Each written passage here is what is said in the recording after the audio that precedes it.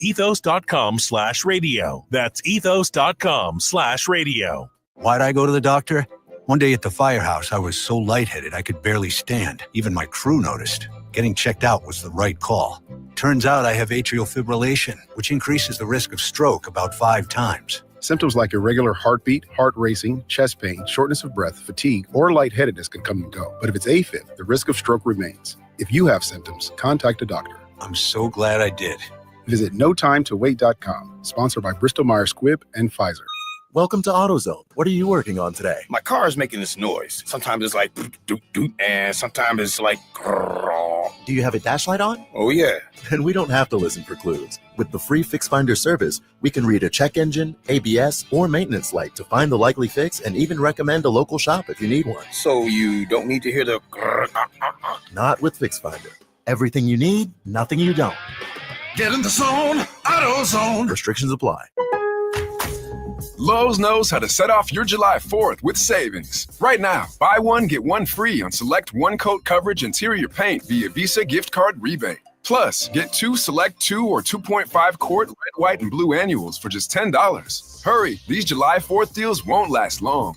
Lowe's, we help, you save. Valid through 7/9. Selection varies by location. While supplies last, excludes Alaska and Hawaii. More terms and restrictions apply. See Lowe's.com/rebates for more details. The KFH Studios, powered by Devon James Injury Lawyers. Call 888-8888. That's 888-8888. From the Accident Recovery Team Traffic Center, don't worry about me, I called ART. Traffic volume's getting fairly heavy on the Wichita roadways now. You can see that on those traffic cameras. And also see we've got stalled out vehicles southbound I-235 pretty close to Kellogg. So watch out for a slowdown there as those traffic volumes continue to get heavier. Traffic update from 98.7 and 1330 KNSS. In the Accident Recovery Team Traffic Center, I'm Jed Chambers. Weather. From Storm Team 12, happy Friday. We're kicking off this morning warm and muggy, but expect hot and humid conditions to continue this afternoon. A high of 89, feeling more like the upper 90s with the heat index. Partly cloudy skies, but can't rule out a pop-up stray thunderstorm in the area. But overall dry forecast heading into the weekend. Could see similar conditions into Saturday, but a high of 92 degrees with those partly cloudy skies. Stray thunderstorm, but better chances of storms looks to arrive Sunday night with a cold front that'll drop our highs into the upper 80s next week. That's your forecast from Storm Team 12. I'm meteorologist Halen Woolhite. Kansas Fan Headquarters, 97.5 and 1240 KFH Wichita, KNSS HD2 Clearwater, and Odyssey Sports Station. Hey Wichita, it's Jacob Albrock. Stay right there for the latest breaking in sports talk. It's Sports Daily coming up next, exclusively on 97.5 and 1240 KFH. Jim Rome here with your Rome Report. While the number the Lakers' new owner threw at the Buss family, $10 billion, is a little jarring, the identity of the dude throwing down is not. He's Mark Walter, and he owns plenty of teams in this town already, including the LA Dodgers. And the fact that he's about to get control of the Lakers is exceptional news for the Lake Show and potentially bad news for every other team in the NBA. I say this because, contrary to popular opinion, there is way more to this dude than just showing up, throwing crazy money at it, and then attending the championship parade. He took the Dodgers, which were an absolute bleep show and embarrassment, and bankrupt under the McCourts, and rebuilt them into one of the best organizations in all sports. The Lakers are a pretty well-run organization, but they're run like a family business because that's what they are or were. Not saying baseball and basketball are one and the same. I am saying that Walter and his group are the best thing that could have happened to the Lakers and the worst thing for anybody trying to beat the Lakers. I'm Jim Rome. For nearly 2,000 severely injured veterans, everyday life has become filled with barriers. So we build specially adapted homes at Homes for Our Troops. And thanks to our donors and supporters, this life-changing gift of freedom is provided mortgage-free to these veterans. But we need you to join us too in completing this important mission. Please visit hfotusa.org and help build homes and rebuild lives. Warning, the national debt is spiraling out of control. Trade wars are causing record volatility, and inflation could make a devastating comeback. Will you sit on the sidelines and wait, or will you take action today to help protect your hard-earned retirement savings? And what if you could do it tax and penalty-free? Find out more by requesting your free 2025 gold and silver kit from the top-rated precious metals company, Goldco. Plus, you could get an unlimited instant match on bonus silver if you qualify. Call 855-969-GOLD to learn more. That's 855-969-GOLD. Performance may vary. You should always consult your financial and tax professional.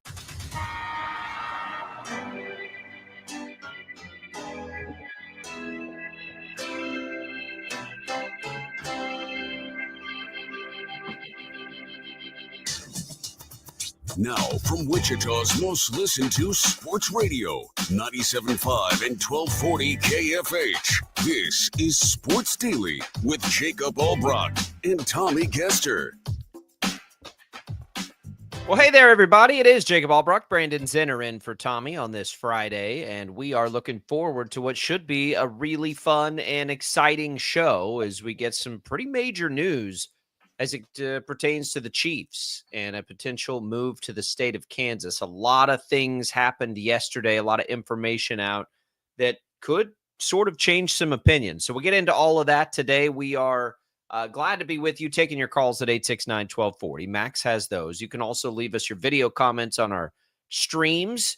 You'll find us on 12 News Connected, of course, also on Facebook, YouTube, and X. And you can leave us voice messages through the Odyssey app as well. We will give away our final opportunity to win a round of golf for two in cart at Crestview Country Club. It's been a wildly popular giveaway. Today is the final day. It's been every Friday in the month of June. So we will have that for you. We will give away some HTO as well. And we'll just have some fun on this Friday. Brandon, good morning. How are you?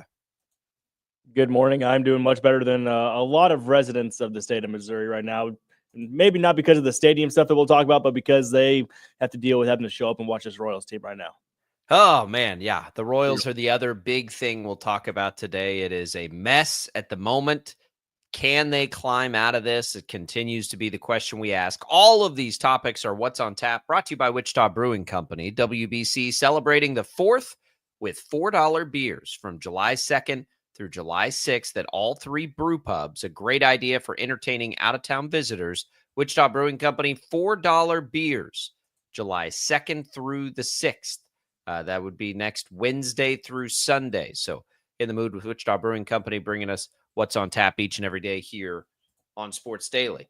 We are glad to be with you. All of these topics, an NBA draft has happened. Not an ultra interesting NBA draft by any means. We also have one of the top prep players in the area. Brandon, you'd be more familiar with his game than I would these days with Catch Kansas coverage, but Ian Premer, I think, surprises everybody by choosing Notre Dame. Most people, he was even crystal balled by a lot of the experts to go to K-State, but he goes to Notre Dame. And there was not a lot of hype around the selection itself. That was intentional, is what he's told TJ and you and everybody else. So he picks Notre Dame. He goes away from K-State, which to me makes a little sense. K-State is absolutely loaded at that position, but he leaves the Sunflower State. So rather than go to K-State or KU, he goes to Notre Dame. Can't blame him. But Great Bend has a tie now to the Fighting Irish.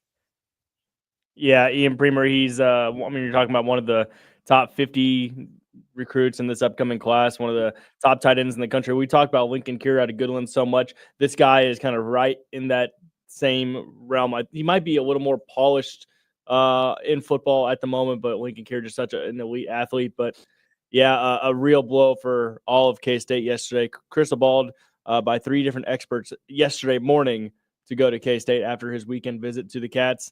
And then just hours later announces his commitment to Notre Dame, and the Fighting Irish are getting a heck of a player, and we can dive into that more later in the show. How wild is it? Just as a quick aside, for those that don't follow high school football as closely as maybe we do, the state of Kansas in the last 2 years has produced 3 of the top, probably 5 tight end prospects nationally who are all top like 30 type players nationally. all three tight ends. and Kirby, the other one. Yeah, like that's pretty wild. That's pretty crazy. I know it's all like coincidental, but what a great run for the state of Kansas, and good luck to Ian Premer with Notre Dame. I mean, if you're going to go somewhere, that's a pretty cool place to go, and hopefully the opportunity is tremendous there.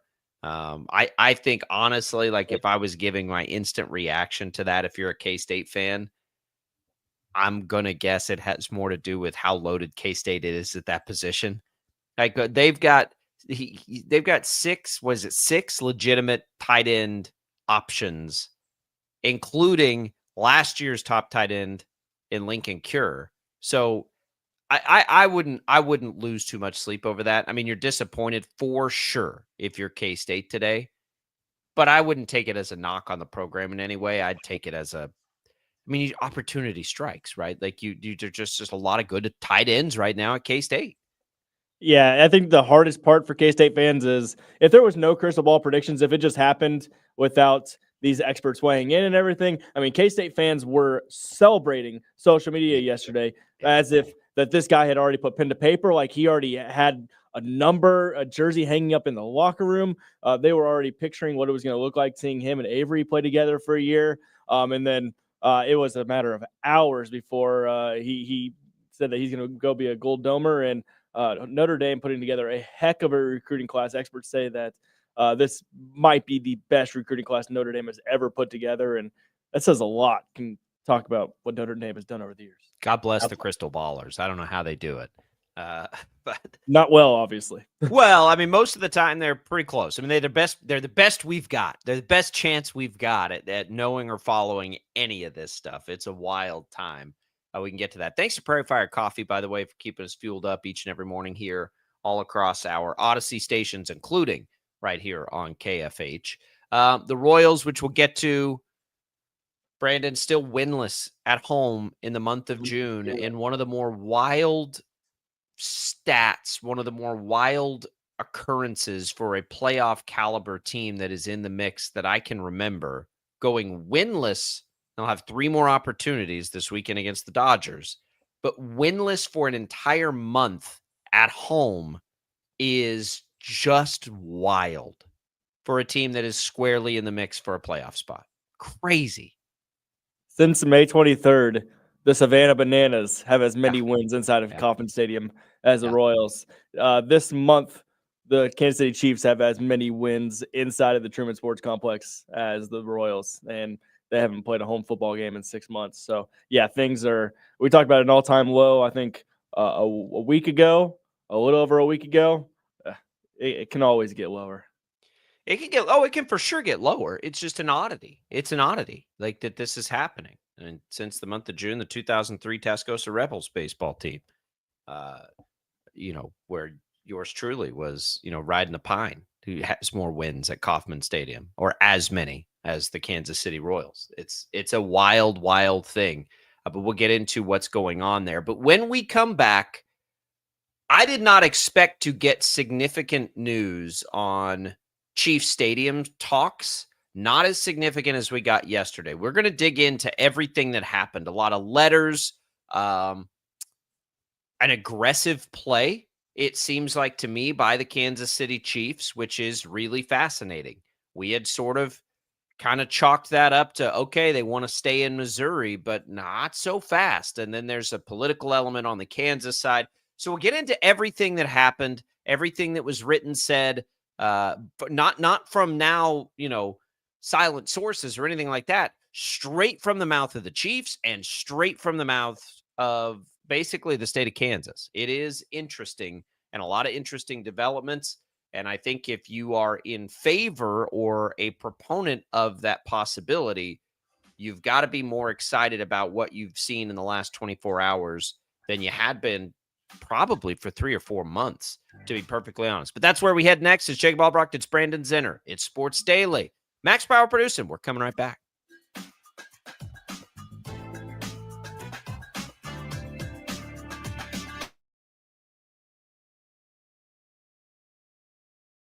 Lightning, hail, tornadoes, flooding.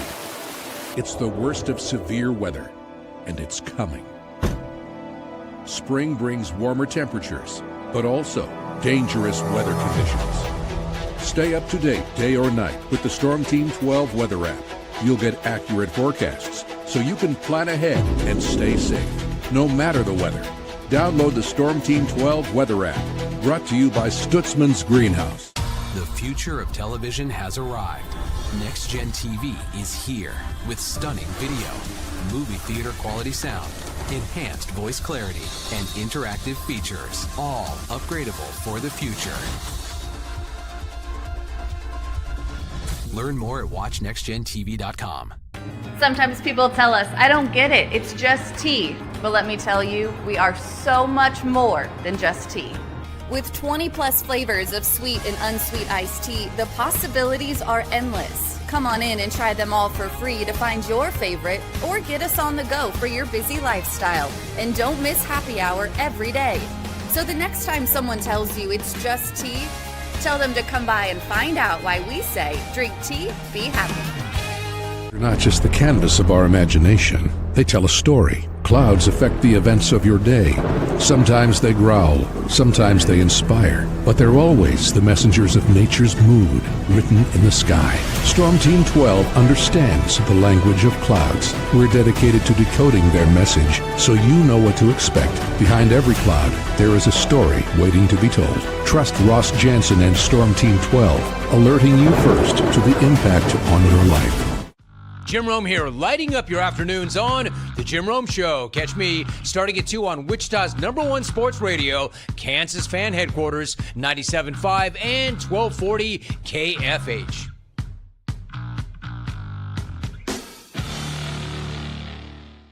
What is GMFB Overtime? It's Peter, Jamie, Kyle, and Akbar breaking down the NFL 5 days a week. It's okay to be excited. It's this, that, and a whole lot of fantasy. It's football for everyone. Weekdays at 10 a.m. on KSCW. Odyssey is one of the most influential audio and entertainment brands in the nation. You already know Odyssey's iconic local radio brands in Wichita. But did you know Odyssey has the country's best collection of music, news, and sports brands? Odyssey is also a premium podcast creator, major event producer, and digital innovator. Odyssey brings people together across the country and right here in Wichita. Odyssey also delivers meaningful radio and digital audio results. Find out our story and impact at odysseyinc.com/Wichita. Make yourself known now. 831001 in traffic pursuit. Oh my God, here. Investigate TV Plus begins with real people. We investigate stories that impact you and inspire change every day. Something is broken. Real problems. Why are they hiding it? And real solutions. My daughter was dying in front of me. What was your reaction when he said that? Investigate TV Plus, weekdays at 3:30 p.m. on KWCH. Sometimes people tell us, I don't get it, it's just tea. But let me tell you, we are so much more than just tea. With 20 plus flavors of sweet and unsweet iced tea, the possibilities are endless. Come on in and try them all for free to find your favorite, or get us on the go for your busy lifestyle. And don't miss happy hour every day. So the next time someone tells you it's just tea, tell them to come by and find out why we say, drink tea, be happy. Mornings are busy. We're here to make your mornings better. We report the stories that affect you. 3 more hospital lies from contaminated apple juice just a day after the FDA issued a recall. We're here to make your mornings better. Closing east and westbound lanes of K96 for repairs. With 12 News, you're prepared for your whole day. Scattered thunderstorms across the state into the afternoon. Stay a step ahead with 12 News this morning on KWCH and KSCW.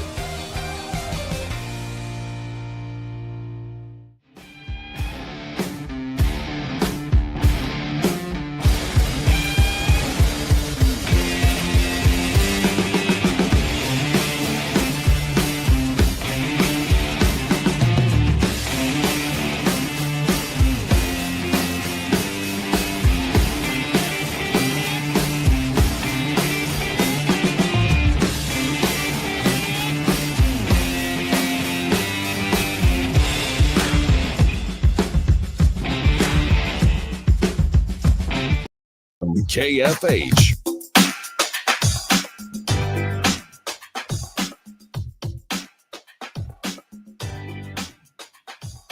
All right, welcome back, everybody. It is a Friday Fit, which is usually Tommy's cup of tea. But I tell you, Brandon, for our great sponsors at 35 by 70 Golf Co., I've been eyeballing this Buffalo Rome men's polo, a graduate of a college with the buffalo as the mascot, with maroon as the primary color. That's right up my alley. We'll see. I've been looking at that one for a couple of days, knowing Tommy was going to be gone. I know I can enter the promo code Tommy at checkout to save 10%. So that's Friday Fit for you. Thanks to our friends at 35 by 70 Golf Co. All right, Brandon, we come back here. This is really interesting with the Chiefs today. So I had been for a while, as this drug on, as Kansas City, the Chiefs were seemingly just waiting on the state of Missouri to do its thing, have kind of made my way back to the fact that Clark Hunt would really like the Chiefs to stay at Arrowhead, stay in Missouri. Knowing because, and the reason would be because, well, the state of Kansas is offering more money for this project than the state of Missouri, 70% or 50%. And so I've tried to figure out, other than the nostalgic piece to it, what could possibly be there? Well, a renovation of Arrowhead is going to be cheaper than a new build of a domed stadium and facilities. Therefore, 50% of the project may still end up costing the Chiefs themselves less. So that's one thing to think about. And then there's the nostalgia. But then we get all the bombs dropped yesterday. So Mark Donovan, who's the president of the Chiefs, just to catch everybody up, if you're not aware of yesterday's news, there was a lot of reporting this week, but only from one place, in a radio station in the state of Missouri, that the Chiefs were going to renovate Arrowhead and the Royals were going to go to Kansas. And that's all we heard. Nothing else from anybody else. And we've known this June 30th deadline was pending. So it's like, okay, well, that's out there. We'll kind of pay attention to that. It falls in line with kind of where most people's gut has been on this for a while. Doesn't feel like the Royals are going to get downtown, right? So their best offers for sure going to be the state of Kansas if they're building a new stadium. Then we get this letter that Mark Donovan wrote to Ty Masterson, who's the Senate president of the Kansas state government. And here's what it says. I'm not going to read the whole thing. It's kind of long. But I'll give you some snippets of these quotes. On behalf of the organization, we want to thank you again for your leadership in enacting the Star Bond program. Your vision opened up the door to a transformational opportunity, not only for the state of Kansas, but for our organization as well. We have the opportunity to bring the NFL to Kansas, anchored by a world-class domed stadium, new team headquarters, state-of-the-art practice facility, and vibrant mixed-use entertainment district. We are excited about the potential of this project.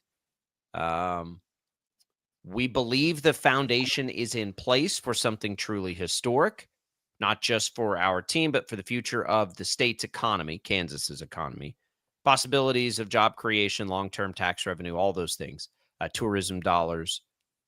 So then it goes on to basically ask for an extension from the June 30th deadline, the deadline that comes at the end of this week. So they ask for the extension. Here's the quote that's standing out the most probably. We remain fully committed to this opportunity, have invested substantial time and resources into moving the project further. We have engaged in multiple rounds of detailed proposals and revisions with the administration. And then here's the other part. So remember that they're clearly interested. Here's the other part to file away for a few minutes here. We've had no response to our last proposal from the administration for 6 weeks. We recognize the many demands of state's leadership and remain optimistic. And then it just goes on to ask for the extension. The extension then, in a reply from Ty Masterson, representing the Senate, in light of this information, it is my intention to recommend extending the deadline. Thus, I've scheduled a meeting of the LCC, which is the Legislative Coordinating Council, file that away for just a minute, for July 7th to discuss the matter. Although the law enacted allows for an extension of a full year, it's my belief that we would prefer to have it resolved by the end of 2025. So, Brandon, in all of this, the Chiefs are still clearly interested in the Kansas project. And I don't think this is all just like window dressing. I think there is real interest still, and they basically need more time now to put it up against Missouri's offer. And honestly, like in a negotiation, this is exactly how you expect it to go. Missouri got one in last minute, and this is essentially Kansas isn't going to change its offer, but they could, but I don't think they will. But basically, the Chiefs are just asking for a little more time now to weigh Missouri's offer. Yeah, that's when you saw how things were moving in Missouri with the Senate and the House talking late May with regards that they were going to get something done towards a stadium funding bill offering 50% in early June. We had to know that this June 30th deadline. We kind of had some idea that it wasn't a super hard deadline in Kansas, but this isn't too much of a surprise now to see that it's going to be offered to be pushed back. Sounds like, as you just said, 6 months. Kansas doesn't want to drag this thing on into 2026 because this has already been a really slow-moving process for the Royals and the Chiefs. I mean, this has been a thing going on for back to close to 5 years now. Ever since John Sherman took over, this has been a discussion point. So, but the Chiefs talking about, as you said, a dome stadium, team headquarters, practice facility, and a mixed-use entertainment district. This is as serious as we have seen the Chiefs be about moving to the state of Kansas. It's been a while since we've thought they were this. There was a time where people ask me this all the time, probably more than any other question. What do you think the chances are? And I would always tell them at least 50%. And I've meant that for a long time. So this all started for me. There was a moment in all of this where it was just very subtly dropped by Clark Hunt that, and we could explore all options into the state of Kansas. That was the moment I told everybody, we're about to get sports betting. You watch. Because Kansas was on the fence about sports betting, kind of dragging its toes a little bit. And this was right at the time the NFL was really digging into sports betting and like becoming a partner in it. And I was like, well, if there's any possibility on the planet that the Chiefs would come over to Kansas, doing something Missouri can't and making a part of the offer, sports betting, why wouldn't it? And then the state government, and I give Kansas the state government a lot of credit for this. Not a lot of state governments can operate the way Kansas's does. When they need to do something quickly, the state of Kansas does it quickly, and they push through, and they don't have those same issues that Missouri has with some seemingly procedural nonsense. Kansas can get it done quick. They did that with sports betting. So it's like, okay, there's something real to this. That's not a coincidence that all happened that fast. Fast forward a little while, and then you had the failed vote in Missouri to extend it. And it was like, okay, this is for real. Again, Kansas' state government steps up. Okay, well, how about a star bond?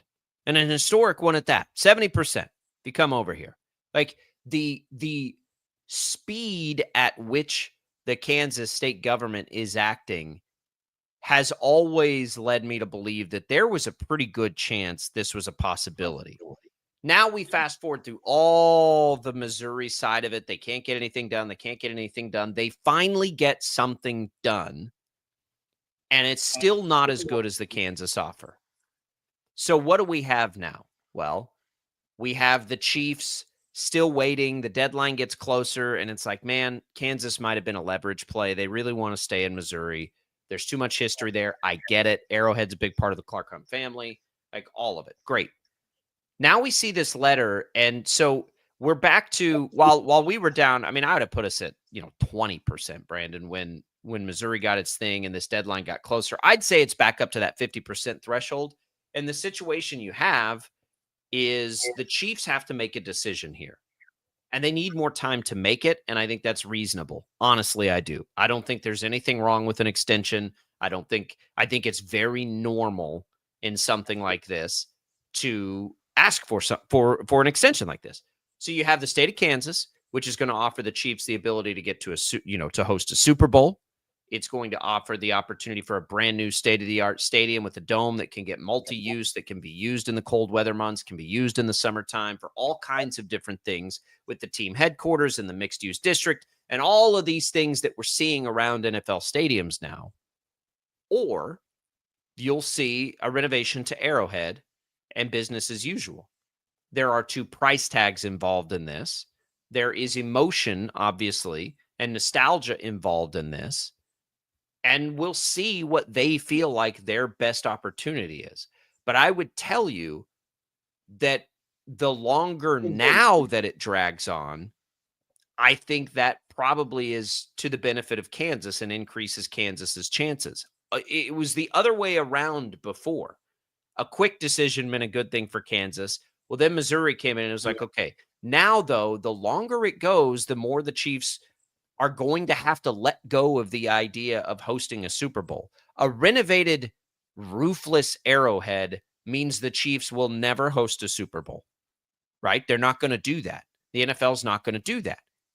So we have this huge piece sitting there in front of the Chiefs brass that they have to now, and it's way more complicated than we're making it because there are, costs and bids and all these there's a million things that go into something of this magnitude. But at its core, I think that's pretty much what it is.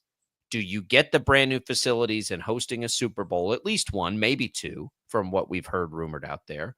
Or do you keep Arrowhead?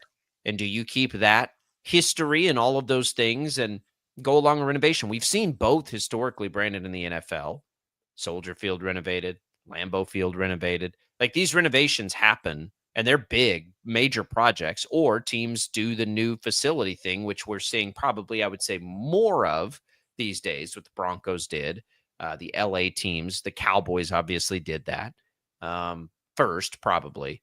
But that's where the Chiefs sit right now. But if you want this has been a massive development in favor of bringing the Chiefs over yesterday. They very openly are telling everybody on the planet they are really interested in the Super Bowl and all of these things in the new stadium, which is why they wrote an open letter.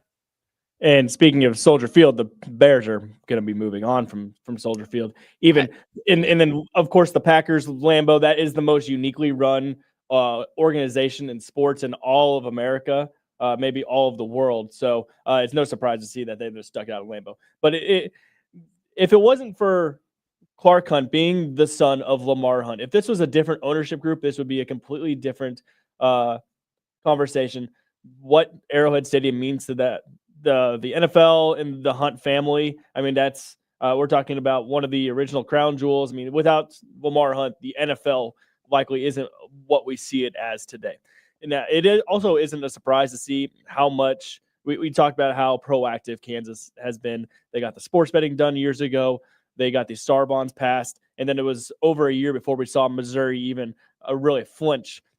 Missouri has dragged its feet on this for years. We talked about when they had the public vote. What was that? About close to 2 years ago now, I think it was. Time. The Chiefs and the Royals basically threw their plans together 6 weeks before a vote. And it was very unorganized. It was very underwhelming. The Royals' attempt was at least better than the Chiefs. The Chiefs' mock-ups that they gave to the public was basically, we're going to have a private drive-in for our players, and there's going to be some VIP booths, and we're going to make the whole concourse 360. Other than that, it was. I think even the Chiefs would say that it was pretty laughable when they look at it. When they come back and they're going to show the renovations or the mock-ups for what a new stadium in Kansas would look like. We talk about a Super Bowl coming to Kansas. If they get a dome stadium here, it's going to be much more than that even. We're talking Final Fours. The NCAA, they love coming to the Midwest. They love coming to Kansas City. We talk about Final Fours. We're talking about possibly CFP games coming to Kansas City. We're talking about year-round concerts and conventions that will be making a way to Kansas City. Just like we see Indianapolis is a huge hub for conferences, Kansas City could become exactly that. And now it all relies on the Chiefs making that decision. And Kansas is looking more and more appealing by the day, I would have to think. March Madness, like any event, comes into the state of Kansas. I think there is a correct decision for the Chiefs, and I think it's to come to Kansas. There is going to be a larger initial cost for the Chiefs, but they'll get a larger piece of the pie in return, right? They'll get all their stuff.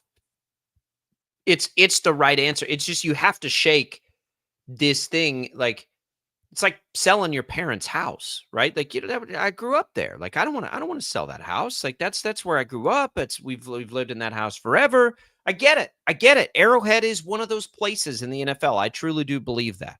We've seen the amount of success the Chiefs have had in that facility in recent years, sometimes because of home field advantage. Sometimes I don't think it would matter. Rick says the Dome takes away from home field for KC. They just close the roof, assuming it's retractable, and I would assume it's retractable all the time, and Miami wouldn't have had to play in 15 below wind chill.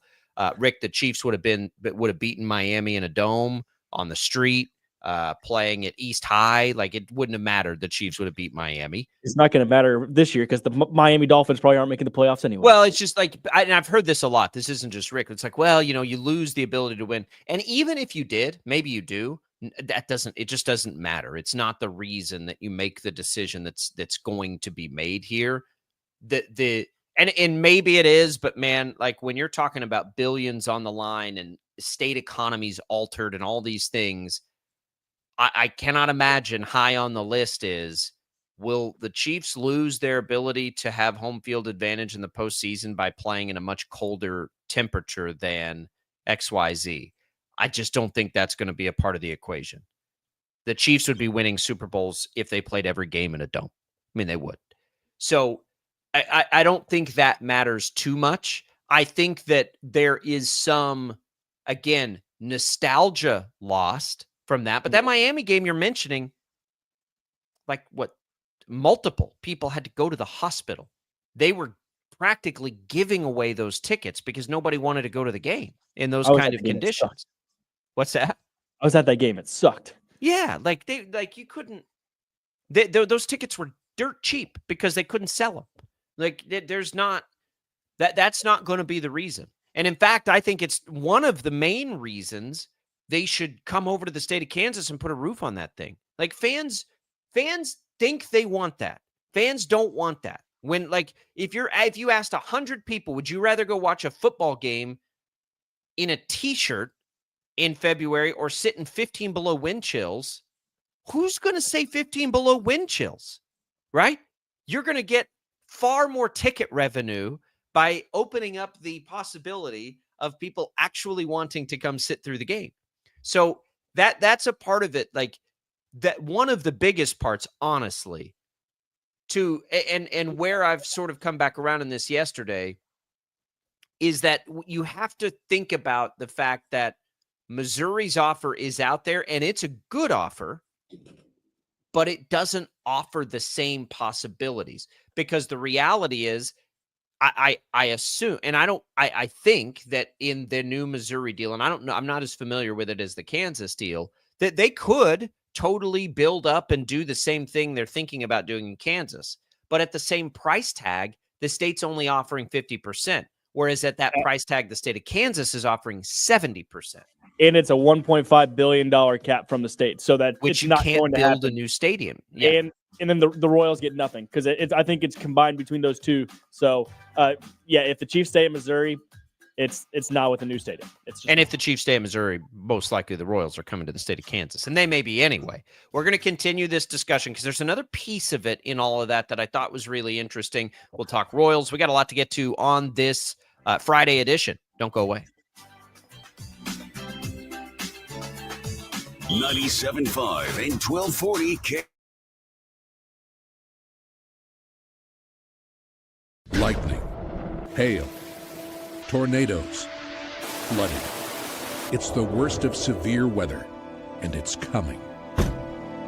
Spring brings warmer temperatures, but also dangerous weather conditions. Stay up to date day or night with the Storm Team 12 weather app. You'll get accurate forecasts, so you can plan ahead and stay safe, no matter the weather. Download the Storm Team 12 weather app, brought to you by Stutzman's Greenhouse. The future of television has arrived. Next Gen TV is here with stunning video, movie theater quality sound, enhanced voice clarity, and interactive features, all upgradable for the future. Learn more at watchnextgentv.com. Sometimes people tell us, I don't get it. It's just tea. But let me tell you, we are so much more than just tea. With 20 plus flavors of sweet and unsweet iced tea, the possibilities are endless. Come on in and try them all for free to find your favorite or get us on the go for your busy lifestyle. And don't miss happy hour every day. So the next time someone tells you it's just tea, tell them to come by and find out why we say drink tea, be happy. They're not just the canvas of our imagination. They tell a story. Clouds affect the events of your day. Sometimes they growl, sometimes they inspire, but they're always the messengers of nature's mood, written in the sky. Storm Team 12 understands the language of clouds. We're dedicated to decoding their message so you know what to expect. Behind every cloud, there is a story waiting to be told. Trust Ross Jansen and Storm Team 12, alerting you first to the impact on your life. Jim Rome here, lighting up your afternoons on The Jim Rome Show. Catch me starting at 2 on Wichita's #1 sports radio, Kansas Fan Headquarters, 97.5 and 1240 KFH.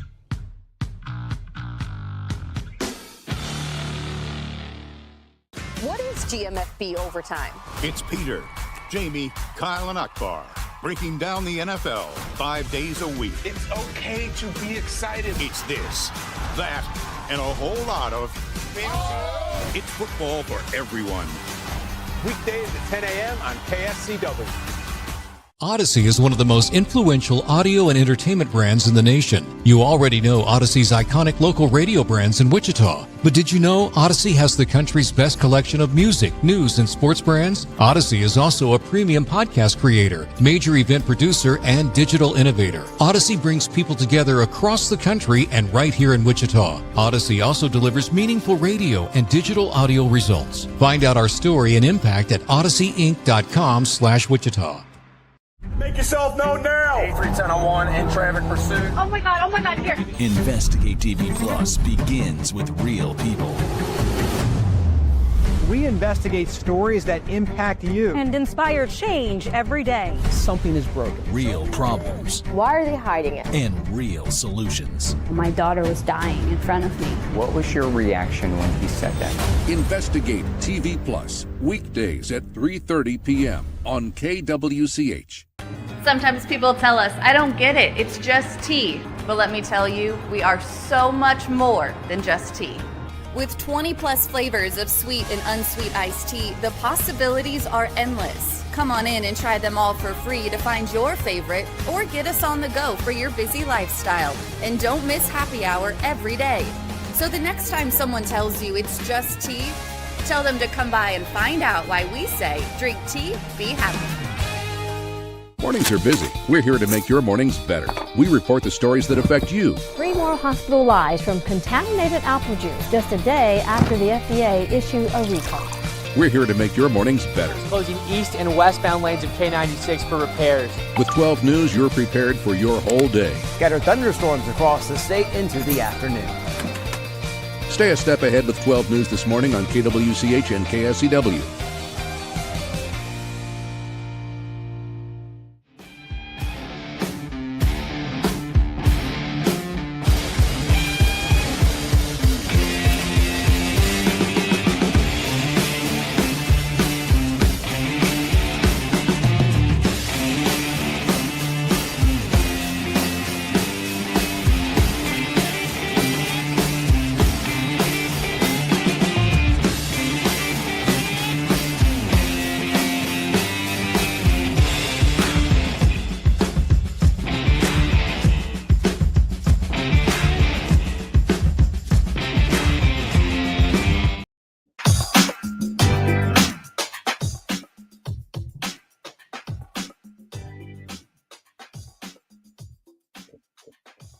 All right, welcome everybody. It's Sports Daily. Glad to be with you here on a Friday. We're talking Chiefs, the latest with the stadium. It does pertain to the Royals too. I don't want to overlook the Royals' role in all of this, but they feel like they're sort of beholden, Brandon, to two things. One, whatever happens with the Chiefs, and two, if there's any possibility downtown Kansas City can come up with some sort of additional funding for a downtown stadium. But it feels like the Royals' best opportunities for sure going to be in the state of Kansas. The Chiefs have to make their decision. So the other interesting part in all of this And we'll take your calls on it if you want to chat about it at 869-1240, or you can leave us your comments on Facebook, on YouTube, on X, is the mention of administration. So we're going through this yesterday, and two things happen. I hear that there's this letter from the Chiefs, and I'm like, well, what's this letter? And I said, wait a minute. The Chiefs are requesting an extension on this and are using language like we're fully committed? I was like, this is significant. The other part that caught my attention was in the Chiefs and in the response. Let me find the exact, I'll read this for you again, this part. We've engaged in multiple rounds of detailed proposals and revisions with the administration. We've had no response to our last proposal from the administration for 6 weeks, though we recognize that they're busy, basically.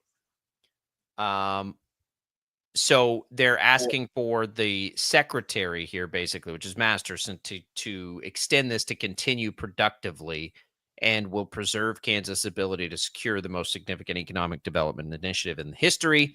And then in the response, Masterson addresses that and says, in addition, if responses from the administration continue to not be sufficient or timely, the LCC, which is the other, organizational group, may choose to engage more deeply in that process. The LCC ultimately approves any agreement, and so it's important that the ball continues, and then we get a bunch of football cliches that are super cheesy. So the administration then, Keith Grant, who was working on this for us yesterday, reached back out to Masterson's office and asked, I said, Keith, we need to know, is the administration like the governor's office here? And it is. So the Chiefs, it's interesting to me because when it comes to some of this stuff, I told you I'm always proud of the state of Kansas when it really needs to get something done, that it pushes through all the silliness and pettiness of partisan politics. They push through the silliness and pettiness of partisan politics on this too. And then we get that slight mention of the governor's office. Of course, the state of Kansas has a Democratic governor, a Democrat governor, and a Republican, basically everything else. I don't think that's a partisan shot.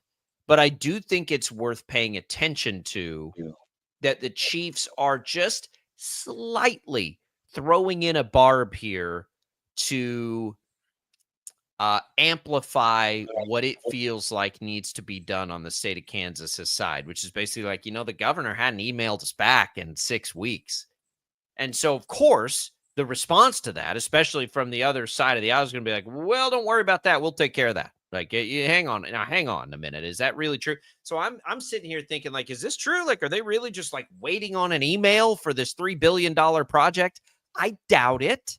Okay. I doubt it very seriously, but I don't know why it was necessary to sort of throw the administration under the bus there a little bit from the chief side. Makes me wonder if more than timing, there is any sort of like resistance there that they don't like as a part of the nuanced negotiation. And it's a subtle way to say, we need you guys to step in because something there is happening. And I'm curious to know what that is. But I thought that was interesting for both the Chiefs and Masterson to go out of their way to mention the response time from the quote unquote administration. That's something to pay attention to because there have been no fractures in the political system of the state of Kansas like there have been in Missouri. It's been very uniform all the way from the beginning. If you go all the way back to sports betting, there has been uniformed alignment from both sides of the aisle in the state of Kansas. That's the first time I recall seeing any sort of partisan anything in this process for Kansas. Yeah, it'll be interesting to get whenever we get a chance to hear from Governor Kelly why there's been such a pause in that. Now the state has had a lot on, especially on the weather front. I mean, there's been a lot of tornadoes, flooding. Yep. I mean, there's been a lot that the state has had to dedicate to weather relief especially over these past really 6 weeks. So this letter comes out yesterday. I don't know if we mentioned the specifics, but Kansas is going to reconvene on July 7th to discuss extending the program for the STAR bonds. And let's be real, that's going to pass. If it didn't, why are we going through all this right now? So that's going to likely extend through the end of the year. So this letter comes out yesterday. The Chiefs, we find out, send a letter to the state of Kansas. Kansas responds through Masterson. And then Missouri reps come out yesterday. And this just encapsulates how Missouri has dealt with this whole thing. Missouri Representative Chris Brown, a Republican from Kansas City, he was quoted as saying, "Well, that's a shot in the gut. I didn't see that coming." So, I mean, what did they expect? They thought that they were going to pass this 50%, and then the Chiefs and Royals were just going to get down on their hands and their knees and say, thank you, thank you. And then another one from Curtis Gregory from just outside of Kansas City, a Marshall Republican. They've been able to chew on this Kansas offer for, a year now. And, I firmly believe if they wanted to be in Kansas, they would have already signed the paperwork. So that's all reported from the Kansas Star, some of the quotes that they have. And it just encapsulates how Missouri has handled this entire thing. Very reactionary. Whereas Kansas has been kind of outside of the 6 weeks that Mark Donovan is talking about, they've otherwise been on the forefront and been very a big proponent of trying to do whatever they can to get the Royals and the Chiefs into the Sunflower State. Their reaction is appropriate. They should feel gutted by that. I know they thought they could come in. I know they thought they could come in last minute with a lesser offer and just win because the Chiefs have always played at Arrowhead, but that's your own bed that you have made to do that. And the Chiefs aren't even, I don't think, here asking for more from the state of Kansas. They're not going to get more. Now, again, to the administration, Jabs, that could be some nuance in some of the finite details of the deal, which they would never put out publicly probably anyway. And some of those may be highly impactful. I'm not downplaying that. I'm just saying, as far as like what's going to be public facing, they're not going to get more than a star bond. The star bond's already a massive risk for the state of Kansas. It's an exceptional risk if both the Chiefs and the Royals end up coming, and this turns into a $5-6 billion project for the state of Kansas. Star bonds are always moderately risky because they have to pay for themselves through sales tax. But again, like, we have to consider, when you talk about this for the state of Kansas, you have to consider the fact that it would become our greatest entertainment export by far. Tourism attraction, as far as tourism dollars coming in for any particular thing, it's probably going to be at least as high as anything else Kansas has on the books right now, is to bring these home games through, and the attendance through, and the dollars through, and the hotel money through. And don't forget, and this was mentioned by Mark Donovan, and it's something that doesn't get talked about enough. State income tax on all these salaries now comes to the state of Kansas. You're talking about $500 million in payroll between these two teams comes now into the state of Kansas. And so there will be other things that I hope that really smart people are taking advantage of and taking care of for the state of Kansas, as far as what companies are used for the work, what companies the Chiefs employ for some of its secondary activities moving forward, where they have camps, how they do this. Like, I hope somebody's in there, and maybe these are the conversations happening with administration or whoever, like, yo, dude, but all the primary construction stuff that isn't specialized and has to come from somewhere else, those jobs need to come to the state of Kansas. We need commitments that you'll do X, Y, Z in the state of Kansas, because we're taking the huge financial risk here through that star bond. And I think the state of Kansas should want all the bells and whistles here, because that's going to draw more in. I use the example all the time of what's happened in Arlington, which is basically a dead zone other than the area around the two stadiums for the Cowboys and the Rangers that they are now building up finally. And it's pretty incredible. Like, that area is pretty great, but that's like that. You have to make it a destination to come there. People that are coming to the games, you need them to stay on this side of the border, right? Like, there are all kinds of little things that will have to go into that in case the star bond doesn't pay for itself, that you can supplement the benefits of doing this. The Super Bowl is the biggest thing, right? It's the biggest one. It's the biggest part. And again, really smart people need to be going through the Chiefs and saying, we need confirmations from the NFL that if we do this and they bring in a Super Bowl and they commit to that all of it comes to the Kansas side of the border. There's not any stuff happening over there. We want it all if we're going to do it. And oh, by the way, while we're asking, we want two. in the next 30 years. We want 2 of them. We don't just want 1 of them. We want 2 of them. We want another draft. Like all of these things that would, in theory, need to happen on the state. So there is benefit, I think, too, Brandon, to the extension from Kansas's side to say, okay, like, look, we're glad you're still interested. Let's have all these conversations. But there are other commitments and assurances that we want. We've been very patient with you. You've taken this to the wire. You've allowed Missouri to make its offer. We gave you a deadline. You want an extension. We want something too. And I think they will. And I think that's reasonable. This is a negotiation. Yeah, so let's remember the Royals already have they purchased the mortgage for the Asperia, an affiliate of the Royals purchased the mortgage for the Asperia campus, which is the old Sprint campus in Overland Park. So if that becomes a Royals site, that will be a Royals ballpark, and we're talking entertainment district, hotels. I mean, everything that is going to be full blown out. It's going to be much more than just a stadium. With the Chiefs would come a dome stadium. It will come an entertainment district around there. With that, and there's likely, we would think now in this stage, going to be in the Legends area. There's going to be, I mean, we're talking more housing developments. Everything would be blown up around there as well, or extended, not blown up. The expansion is going to blow up, we're going to say. Then there's also going to be training headquarters. The Chiefs would move their practice facility from Arrowhead Stadium into the state of Kansas, probably in a different city. I don't think they're going to be just down the road because Kansas wants to expand its footprint as far as possible. So I would say that's probably going to be in the Overland Park area somewhere as well. And then we're also talking about these team headquarters. The Royals and Chiefs are going to have offices that would move into Kansas as well. And Kansas would, of course, they should say, we want the builders to come from Kansas. We want everything that's going to come with building these facilities to come from the state of Kansas. And it's going to be a big project. We're talking in total, that's going to be over probably $5 billion when you just look at everything that'd come in. I mean, the what it'd be payback for Kansas would be astronomical, and that's going to see when Kansas can double dip on the on the construction stuff. You can double dip on the wages of those workers. You can double dip on the state taxes those companies pay. It's an opportunity there for Kansas to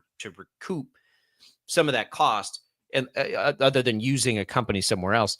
I don't read too much into the fact that the Royals bought the Sprint. They can sell it. I don't really I'm glad they did. I'm glad whatever, but they can turn around and sell it. I would prefer, honestly, if this happens, for everything to be in one area, for the Royals and the Chiefs to be close enough in proximity that the entertainment district serves both. I don't know if it's reasonable to expect 2 developed areas like that. I'd like to see everything in one place, wherever that is. But again, those are conversations for another day. The reality is Kansas is back on the table for the Chiefs. Bottom line. No question about it based on what we saw yesterday. We can get more into that in the second hour when we return. We got to talk Royals. We'll get you ready for the weekend. It's all coming. We're rocking and rolling on a Friday on Sports Daily.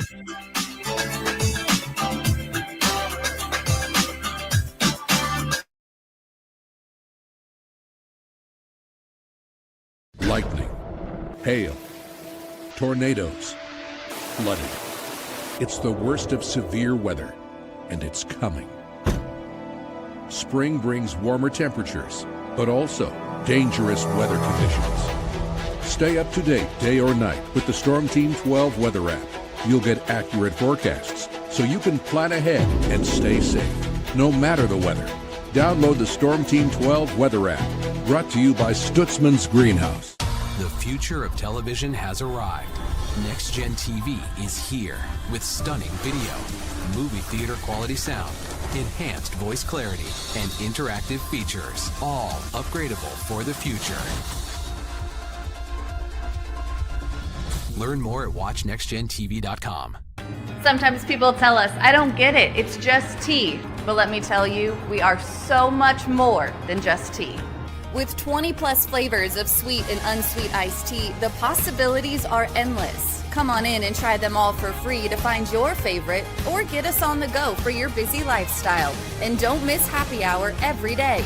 So the next time someone tells you it's just tea, tell them to come by and find out why we say, drink tea, be happy. They're not just the canvas of our imagination. They tell a story. Clouds affect the events of your day. Sometimes they growl, sometimes they inspire, but they're always the messengers of nature's mood written in the sky. Storm Team 12 understands the language of clouds. We're dedicated to decoding their message so you know what to expect. Behind every cloud, there is a story waiting to be told. Trust Ross Jansen and Storm Team 12, alerting you first to the impact on your life. Jim Rome here, lighting up your afternoons on The Jim Rome Show. Catch me starting at 2 on Wichita's #1 sports radio, Kansas Fan Headquarters, 97.5 and 1240 KFH.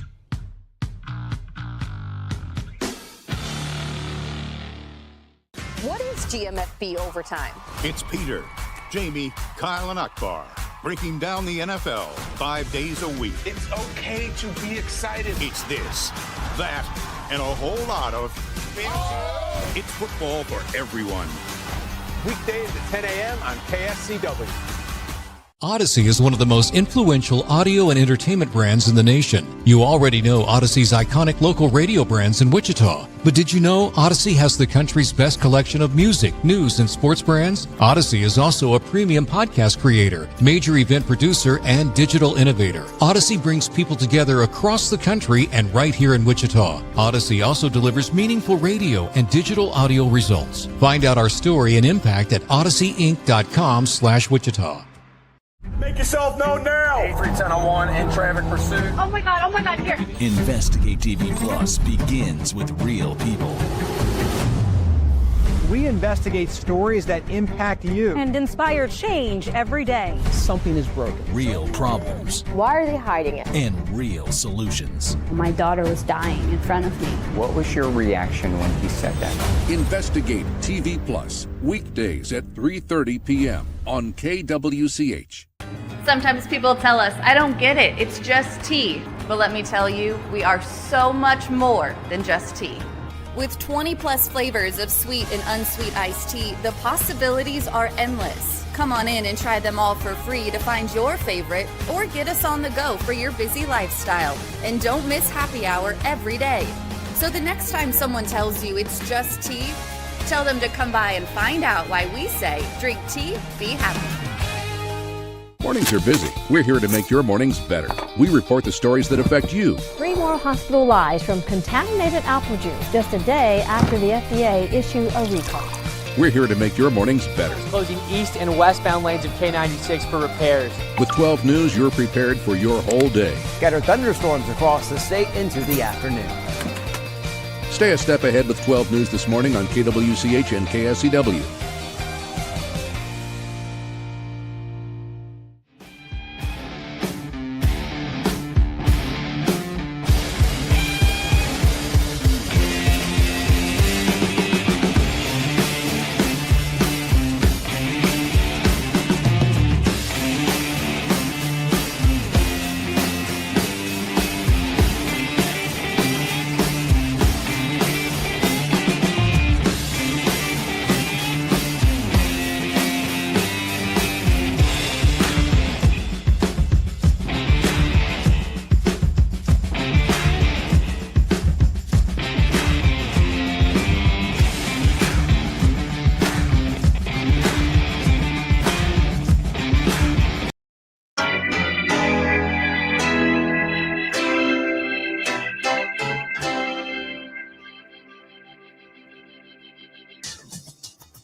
Now, from Wichita's most listened to sports radio, 97.5 and 1240 KFH. This is Sports Daily with Jacob Albrock and Tommy Kester. All right, welcome in, everybody, to another hour of Sports Daily. Brandon Zenner in for Tommy Castor. Max Power producing for us. A lot of fun today here on the show. We can continue the conversation we've been having about the news yesterday as it pertains to a potential move to the state of Kansas for the Kansas City Chiefs and by the Kansas City Royals. We're also going to get into the Kansas City Royals on the field here in this hour, something we haven't done, maybe intentionally, because it's just so frustrating. We have all of that, plus the rest of the headlines from around the sports world on tap for you. It's What's on Tap, brought to you by Wichita Brewing Company. WBC celebrating the 4th with $4 beers from July 2nd through July 6th at all 3 brew pubs. A great idea for entertaining out-of-town visitors. Wichita Brewing Company, $4 beers, July 2nd through the 6th. So we'll have all that for you. We'll take your comments and calls. Your comments on our video streams can come via Facebook, YouTube, or X. Thanks to those also watching us on 12 News Connected. And you can leave us your voice messages through the Odyssey app. If you're podcasting the show, if you're not listening to us live, that's okay.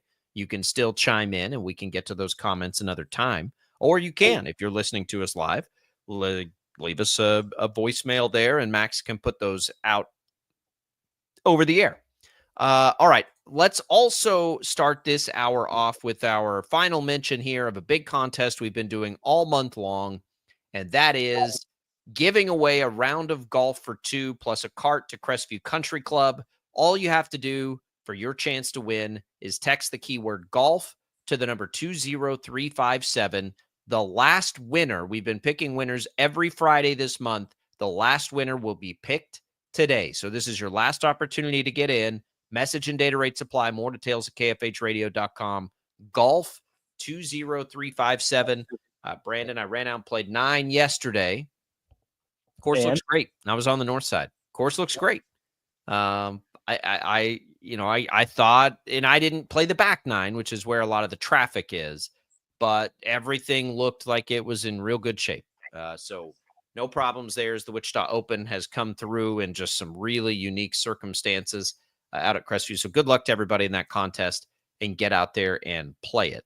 All right, we make our way through this hour, Brandon. We can kind of put a button on our Chiefs-Royals conversation for the moment. We can always go back to that because I do think it's one that is very just interesting and important in the history of this state. But the back and forth on this has been really interesting. When you really step way back from it, though, it all makes perfect sense, right? This is all negotiating, bargaining. I don't think an extension, if you're a critic of this, I don't think an extension means the state of Kansas is offering more, which I know some people already think they're offering too much. I just think it means the Chiefs are still really interested in the state of Kansas's offer, which hasn't changed for how long has this offer been out? About a year? I think it's a little bit over a year. I could have to go back and check, but I believe it's just a little over a year. The Star Bond offer is out there. It's likely going to get extended. It sounds like the appetite from the state is to only extend it through the end of this year and not for another full calendar year. The interesting thing is the Chiefs are the ones that are up against the clock, to me. The deadline for Kansas is strictly a negotiating ploy to put some emphasis and take away Missouri's ability to come up with things. And I think it's smart, but the reality is it doesn't really matter for the state of Kansas, the timing. The timing element exists for the Chiefs and Royals, who have an expiring lease in 2031, I believe is when the lease expires, and they have to have the time to build all these facilities. So the urgency is all on the side of the Chiefs and Royals here, and perhaps the state of Missouri. Kansas's offers there. So just an extension of the timeline to get it done, to me, doesn't impact the state of Kansas really at all. Like, you're going to run out of time before we're going to run out of time. Like, it doesn't matter for the state of Kansas. The Chiefs are going to run out of time if they really want to come across, because they got to have time to build all this before their lease expires. Yeah, so it looks like it was last June. There's a special session called to have these Star Bonds put in effect. Again, 70% would be covered by these Star Bonds to help bring any stadiums and any facilities over from the state of Missouri for these Chiefs and these Royals. And as you said, the time is now. It's now in the Chiefs' hands because, I mean, this is going to be their lease expires. I believe it is in 2031 for both. Now, if for whatever reason they need to extend it, they can probably figure something out. That's not something that Jackson County wants to do because they don't want to be a temporary house for a team that is looking to leave. So this is going to be, we're talking from starting whenever this happens, it's going to be a 3-year project at probably the minimum to get everything together. So, I mean, yeah, the time is of the essence for the Chiefs. I mean, they're looking at you're wanting to break ground within probably a year and a half to feel good. So there's going to be a lot of movement that we're going to see, especially as this year rolls on, which is, it's going to make for an interesting season because you're going to have the NFL season rolling. You're going to have the president, Clark Hunt, as well, behind closed doors, also be talking about this. So a lot of focus is going to be put on a lot of different things for the Chiefs coming up, and then there's the Royals as well. But yep, look, by and large, this is the offers are on the table. With as long and as complicated as it's been for Missouri to get an offer on the table, I don't think they're going to be able to offer more. I don't think the state of Kansas needs to offer more. And so it becomes like, okay, you've got your offers. Now do your due diligence and make your pick. Chiefs. The Royals will fall in line on this with whatever. They are kind of stuck because they're not stuck if they just said, you know what, we're going to come to the state of Kansas. Boom, it's done. But they're stuck in the sense that if the Chiefs stay in Missouri, they're going to run out of money for the Royals, I would think. And so we've long thought on this show that the possibility of the Royals coming over is pretty high. Pretty high. You brought up two different areas. My preference is to have all of this in one area. I think we capitalize on it more. Now, the counter to that would be you're getting twice the renovation and twice the potential to bring that star bond money back.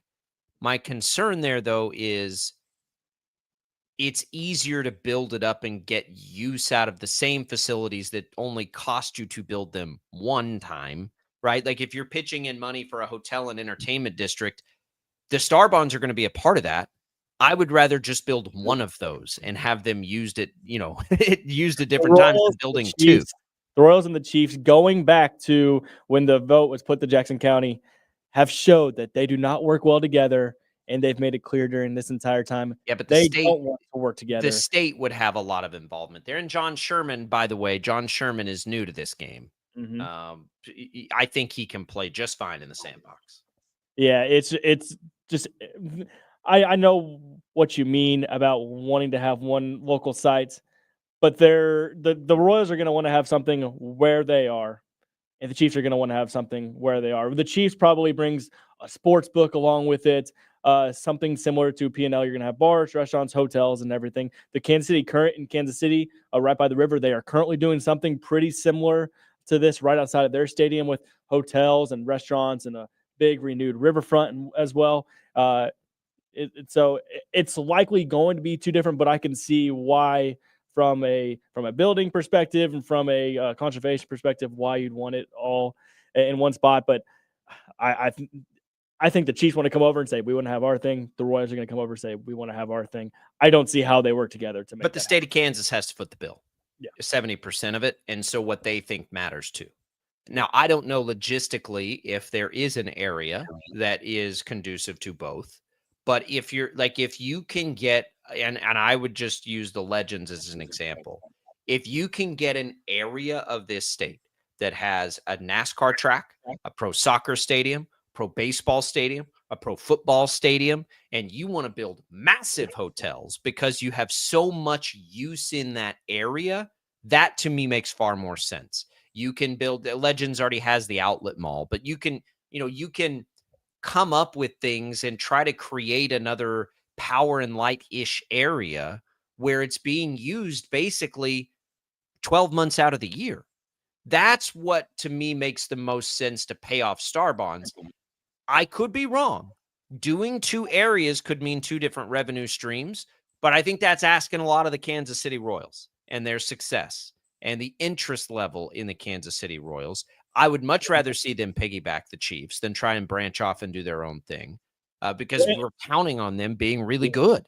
And it's about making the facility usable all times of the year and away from when just the Royals are playing. It's not going to be like there's going to be this entertainment district outside the Royals Stadium, and when the Royals aren't playing, there's nothing going on. Look what St. Louis has built with the Ballpark Village. That place is packed. If it's February, if it's December, that doesn't have to do anything with the Cardinals. But the Cardinals Cardinals outside of this year have been a top 5 to 10 attendance team every year. And the Royals are that way if they're good, but not if they're not. Right now, let's let that be a seamless transition into the Royals on the field. Are they going to be good long term? Like what is the window here? We'll get into that and what's happening right now when we return on Sports Daily.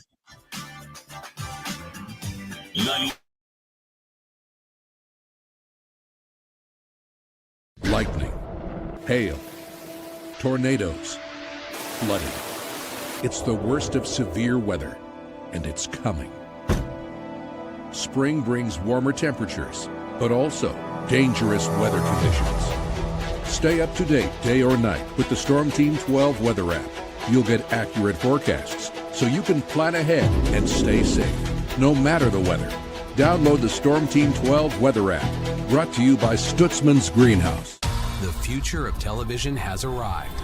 Next Gen TV is here with stunning video, movie theater quality sound, enhanced voice clarity, and interactive features, all upgradable for the future. Learn more at watchnextgentv.com. Sometimes people tell us, I don't get it, it's just tea. But let me tell you, we are so much more than just tea. With 20 plus flavors of sweet and unsweet iced tea, the possibilities are endless. Come on in and try them all for free to find your favorite, or get us on the go for your busy lifestyle. And don't miss happy hour every day. So the next time someone tells you it's just tea, tell them to come by and find out why we say, drink tea, be happy. They're not just the canvas of our imagination. They tell a story. Clouds affect the events of your day. Sometimes they growl, sometimes they inspire, but they're always the messengers of nature's mood, written in the sky. Storm Team 12 understands the language of clouds. We're dedicated to decoding their message, so you know what to expect. Behind every cloud, there is a story waiting to be told. Trust Ross Jansen and Storm Team 12, alerting you first to the impact on your life. Jim Rome here, lighting up your afternoons on The Jim Rome Show. Catch me starting at 2 on Wichita's #1 sports radio, Kansas Fan Headquarters, 97.5 and 1240 KFH.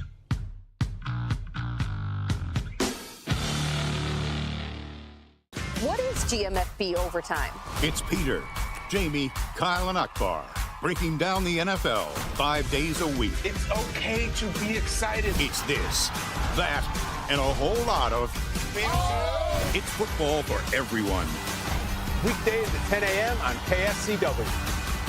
Odyssey is one of the most influential audio and entertainment brands in the nation. You already know Odyssey's iconic local radio brands in Wichita. But did you know Odyssey has the country's best collection of music, news, and sports brands? Odyssey is also a premium podcast creator, major event producer, and digital innovator. Odyssey brings people together across the country and right here in Wichita. Odyssey also delivers meaningful radio and digital audio results. Find out our story and impact at odysseyinc.com/Wichita.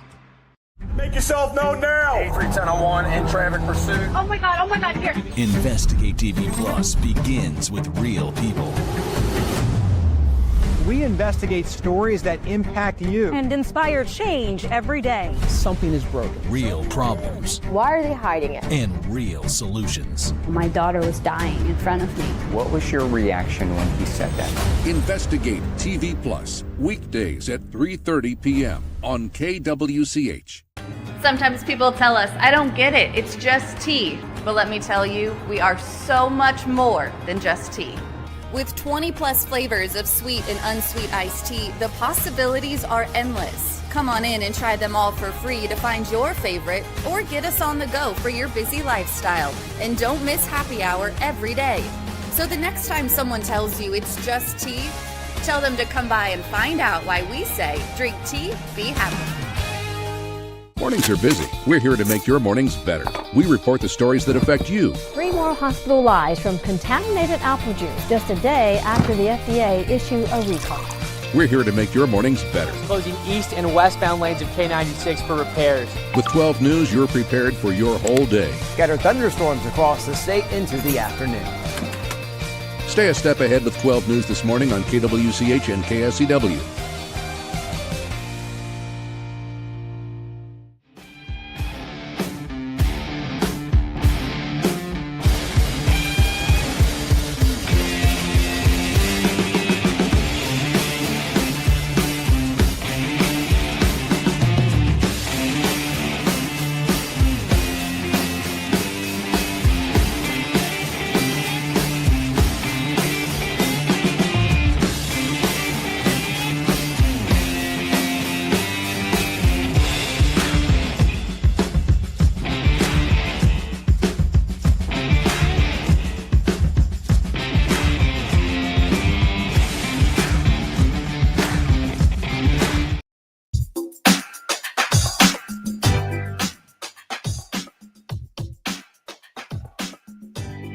The Summer Concert Series back at the Capitol Federal Amphitheater in Andover. The series returns tonight with King Midas live on stage. Gates open at 6:30. Show starts at 8. Enjoy free live music, food trucks, Friday night fun all summer long.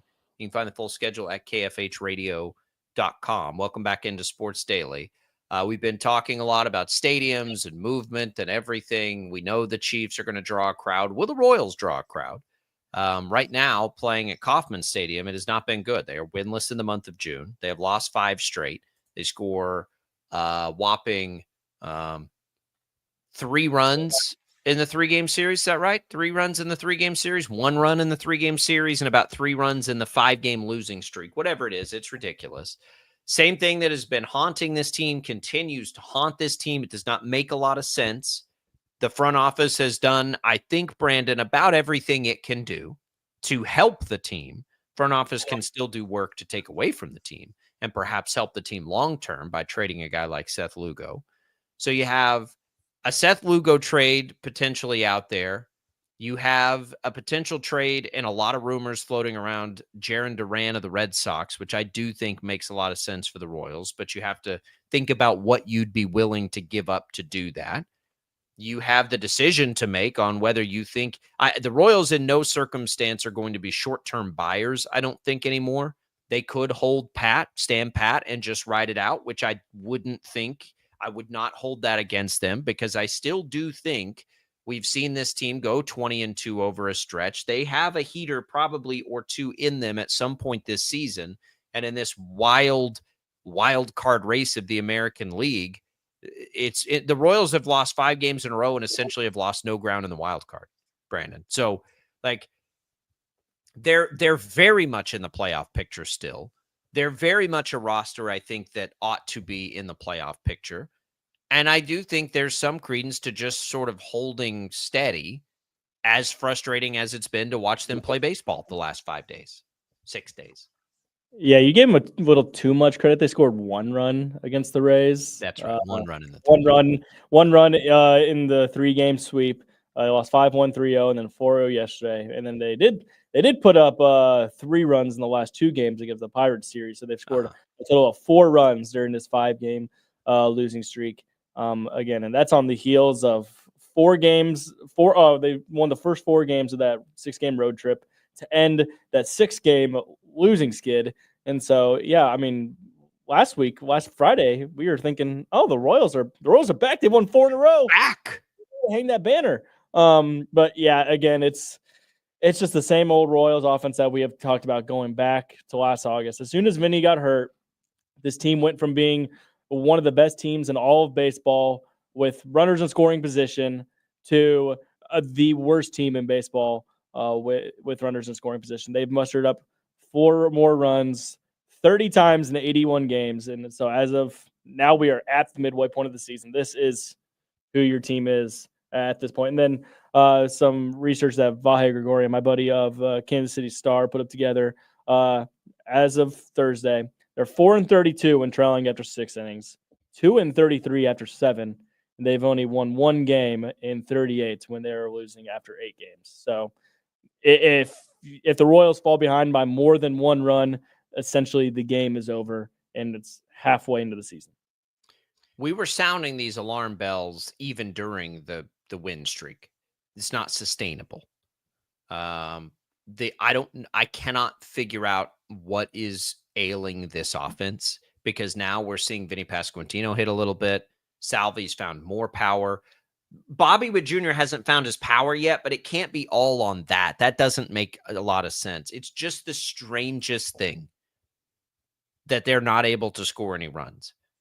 And I don't think it's smart to go trade for a rental bat right now. This all goes hand in hand, because when we're talking about bringing teams over, like the Royals' success through a star bond is going to be dependent on how consistently they can be a competitive team.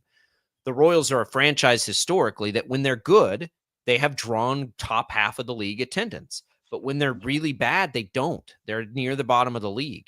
And so that's all in my brain as we evaluate this. I think that the new ownership group has enough benefit of the doubt for me, what they've spent in free agency the last couple of years, to be committed to winning, which is in all fairness, more than I think you could say of the last ownership. So I think we're optimistic. So then we look at this in like long-term things. Long-term, as frustrating as this has been, I think the Royals are still set up pretty nicely for success.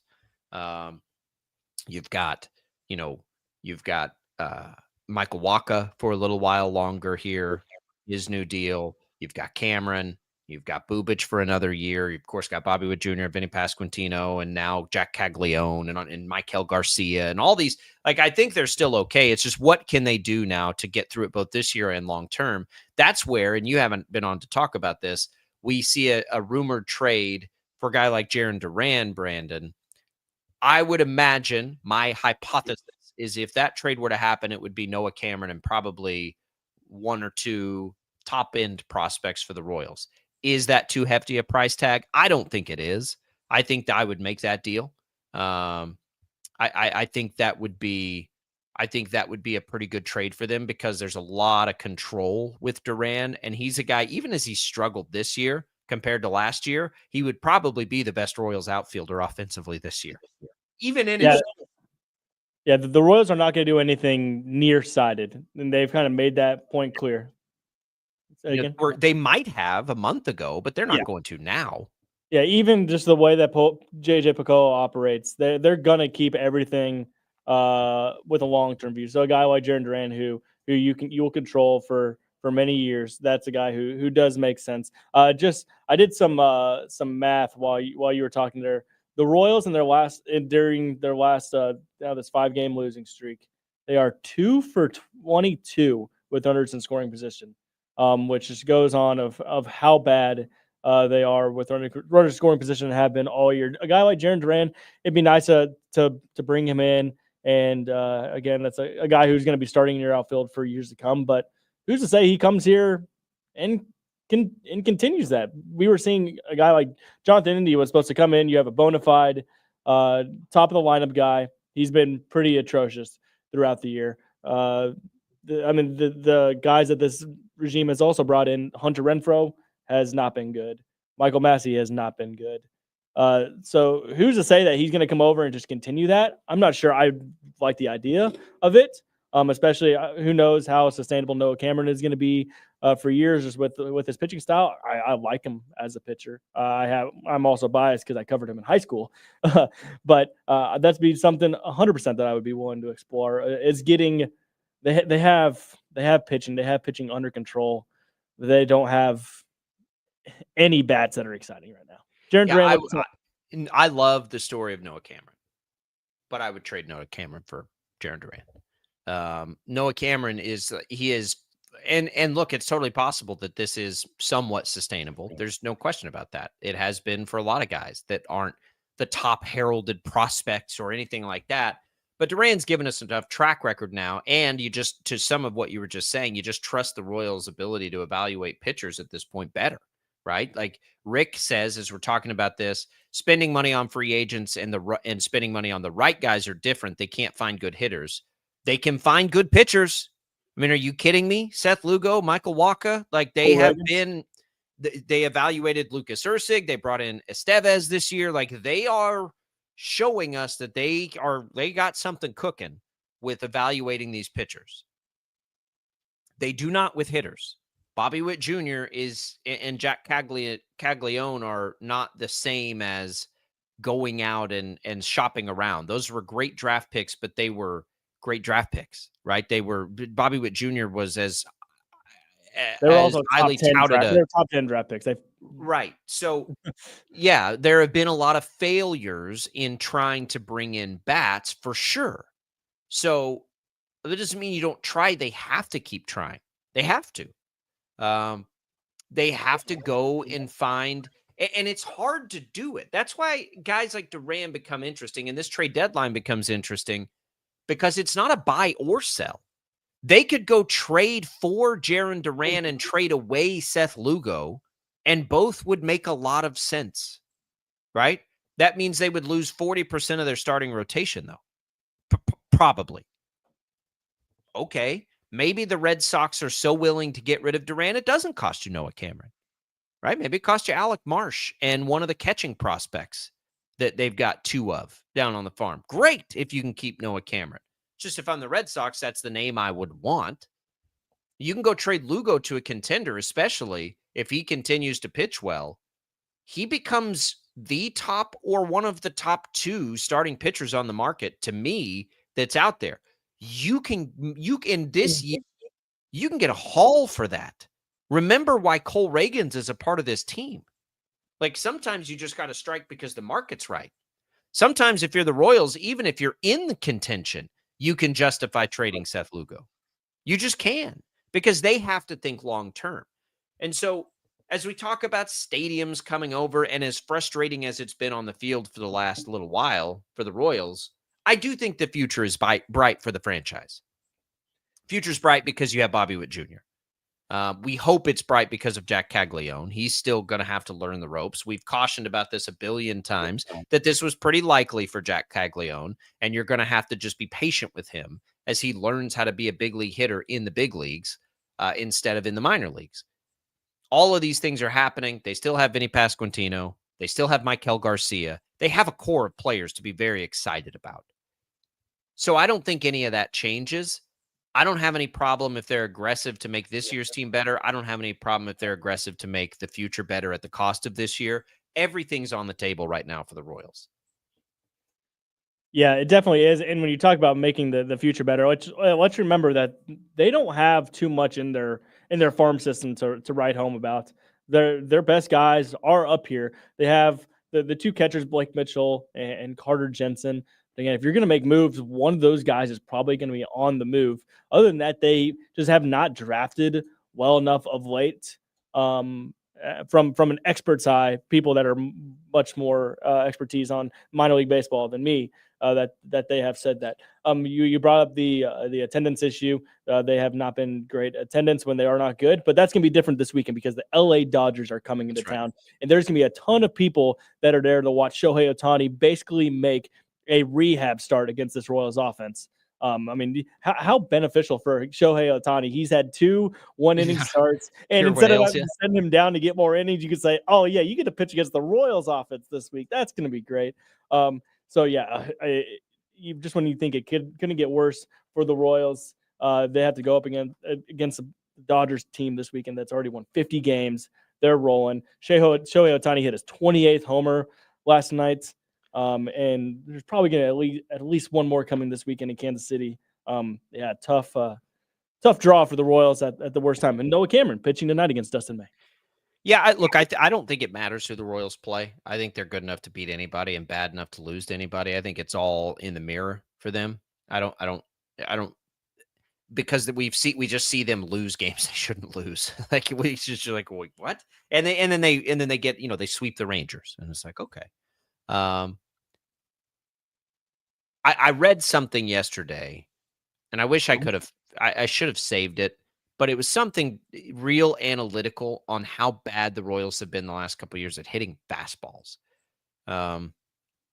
It's just that the offensive woes are very strange, but I don't think they're anything that can be fixed on June 27th. They're gonna have to kind of ride it out a little bit. I don't know, like if it's something like that. And Vinny Pasquantino last night just basically cut it off. He's like, "Look, we know it's bad. We know it's not good enough. All we can do is try to get better. Though there's nothing we can do about what's happened. It sucks. We see this all the time in baseball, right? Teams slump. Teams get on a bad streak. It's one of the great joys and why I think a lot of us love baseball so much is because it is such a grind and such an emotional roller coaster over the 6 months of a regular season, because most of the time your team is going to go through good and bad stretches. The Royals are in a pretty continued bad stretch here. They're 3.5 games out of the wild card. They're 3.5 games out of the wild card. They're 5 games under 500. It is okay. Like the sky is not falling for this team to remain competitive the rest of this season. It's not at all.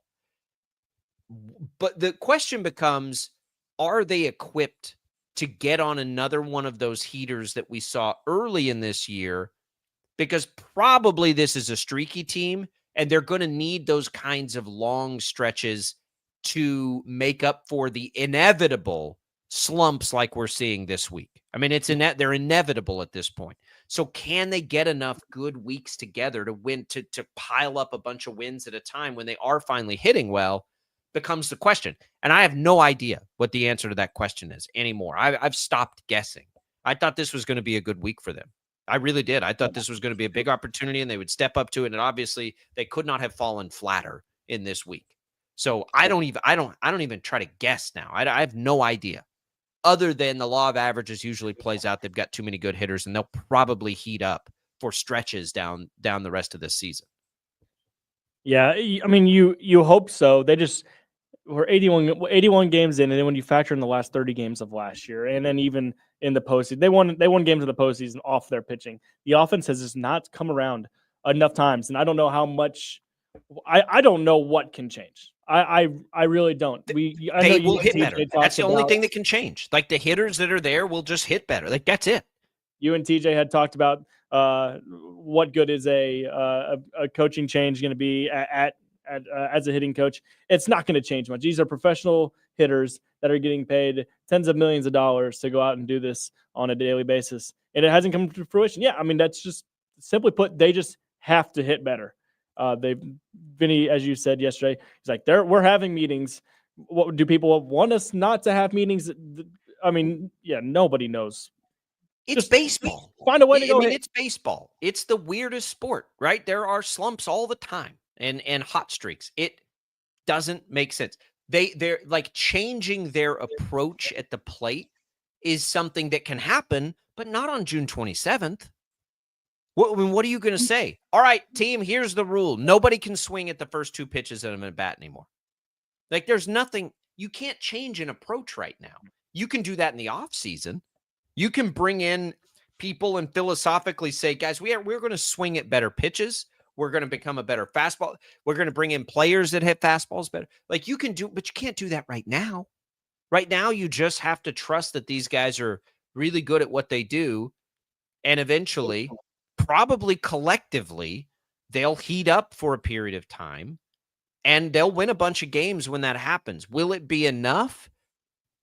It's going to be a tough year for it. But at the same time, there's never been a better year for it. I don't remember a year where you can be 5 games under 500 on June 27th and this much in the wild card chase.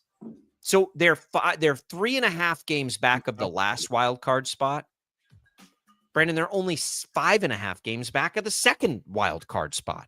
Teams will change over the next month with the trade deadline coming up as well. And just as a quick note, remember the Royals had a stretch where they were 16-2. Now they're 5 games under 500. The Twins have the longest winning streak in majors this year at 13 games. They're also 3 games under 500. So baseball, it means nothing. Who knows? It's baseball, man. It's baseball. All right, we got more coming for you. Stick around. More Sports Daily after this.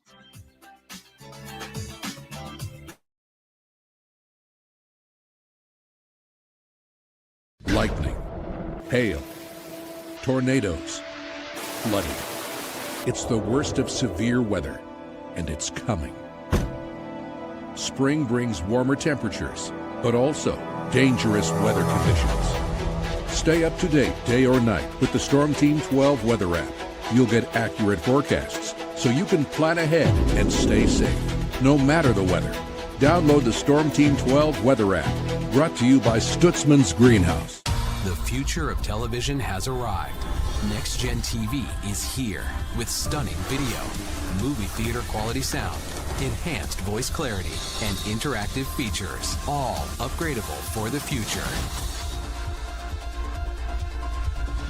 Learn more at watchnextgentv.com. Sometimes people tell us, I don't get it, it's just tea. But let me tell you, we are so much more than just tea. With 20 plus flavors of sweet and unsweet iced tea, the possibilities are endless. Come on in and try them all for free to find your favorite, or get us on the go for your busy lifestyle. And don't miss happy hour every day. So the next time someone tells you it's just tea, tell them to come by and find out why we say drink tea, be happy. They're not just the canvas of our imagination. They tell a story. Clouds affect the events of your day. Sometimes they growl, sometimes they inspire, but they're always the messengers of nature's mood, written in the sky. Storm Team 12 understands the language of clouds. We're dedicated to decoding their message so you know what to expect. Behind every cloud, there is a story waiting to be told. Trust Ross Jansen and Storm Team 12, alerting you first to the impact on your life. Jim Rome here, lighting up your afternoons on The Jim Rome Show. Catch me starting at 2 on Wichita's #1 sports radio, Kansas Fan Headquarters, 97.5 and 1240 KFH.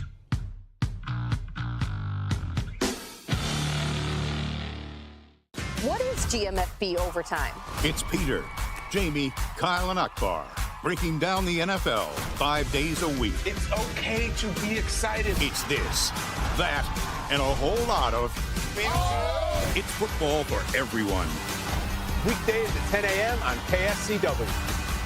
Odyssey is one of the most influential audio and entertainment brands in the nation. You already know Odyssey's iconic local radio brands in Wichita. But did you know Odyssey has the country's best collection of music, news, and sports brands? Odyssey is also a premium podcast creator, major event producer, and digital innovator. Odyssey brings people together across the country and right here in Wichita. Odyssey also delivers meaningful radio and digital audio results. Find out our story and impact at odysseyinc.com/Wichita. Make yourself known now. 831001 in traffic pursuit. Oh my God, here. Investigate TV Plus begins with real people. We investigate stories that impact you. And inspire change every day. Something is broken. Real problems. Why are they hiding it? And real solutions. My daughter was dying in front of me. What was your reaction when he said that? Investigate TV Plus, weekdays at 3:30 p.m. on KWCH. Sometimes people tell us, I don't get it, it's just tea. But let me tell you, we are so much more than just tea. With 20 plus flavors of sweet and unsweet iced tea, the possibilities are endless. Come on in and try them all for free to find your favorite or get us on the go for your busy lifestyle. And don't miss happy hour every day. So the next time someone tells you it's just tea, tell them to come by and find out why we say drink tea, be happy. Mornings are busy. We're here to make your mornings better. We report the stories that affect you. 3 more hospital lies from contaminated apple juice just a day after the FDA issued a recall. We're here to make your mornings better. Closing east and westbound lanes of K96 for repairs. With 12 News, you're prepared for your whole day. Scattered thunderstorms across the state into the afternoon. Stay a step ahead with 12 News this morning on KWCH and KSCW.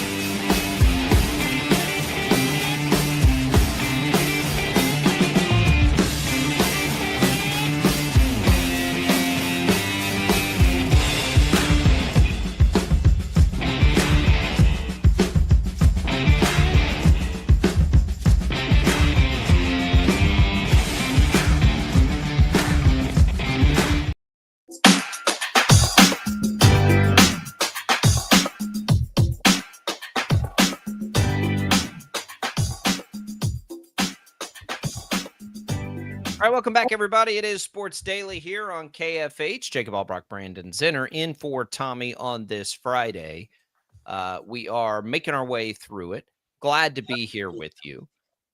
Brandon, Cooper Flagg's the #1 overall pick in the NBA draft. Did anything else in this draft move the needle for you at all?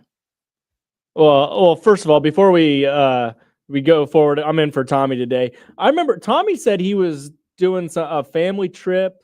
He was with in-laws or something like that. He was golfing at Paynes Valley in Branson yesterday. With his in-laws, yeah. With his in-laws. So, I mean, it sounds like a heck of a trip. I would love to be Tommy. If you're a golfer and you've never made a trip down to the Branson area, I mean, it's some of the best golfing in the entire country that you will find. So highly recommend that. But no, not too much else. This is it's a pretty the NBA draft is always, I think, the MLB and the NHL drafts are what they are. I mean, so much of that is long plays, but the NFL does the draft so right.